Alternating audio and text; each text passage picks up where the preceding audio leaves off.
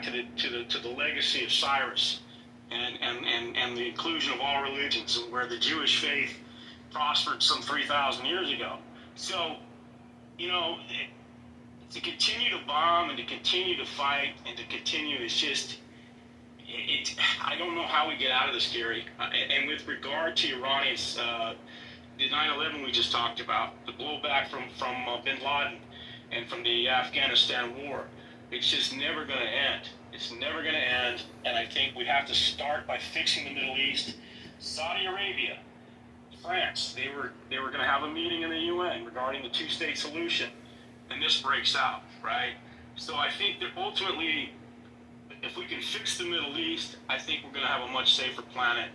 And it starts by getting this Iranian checked on their nuclear capabilities.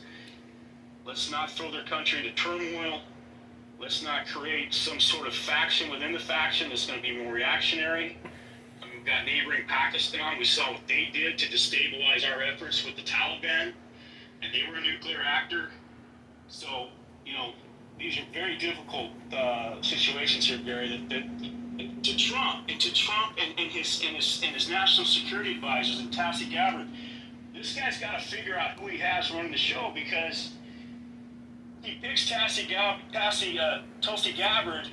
when all the Democrats wouldn't vote for her. There was a segment of Republicans vote for her either. He picks her, and then he says she's wrong about the intelligence, and she oversees she's the head of 17, 18 national security agencies in this country.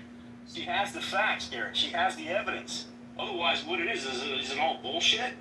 We saw how Trump told his FBI with Putin that there was no interference in the Russian elections, and he sided with Putin. So, what is this guy doing, Gary? What are we doing here? You talk about the left and the right. Well, he's been handed everything he's ever wanted, and yet he still can't seem to message properly. Message properly, but if you're talking about restraint and use of military assets, Trump is merely the symptom of the problem. This is the thing. He's the head of the state. No, hold on. You don't do this so much, but I know a lot of other people on the Democratic side do. And it's Donald Trump's the king. He's the dictator.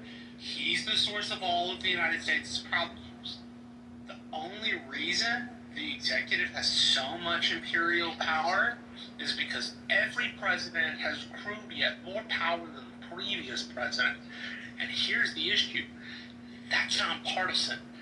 That doesn't get the Republicans to be able to point at the Democrats and say, well, you're more powerful than we are. It doesn't get the Democrats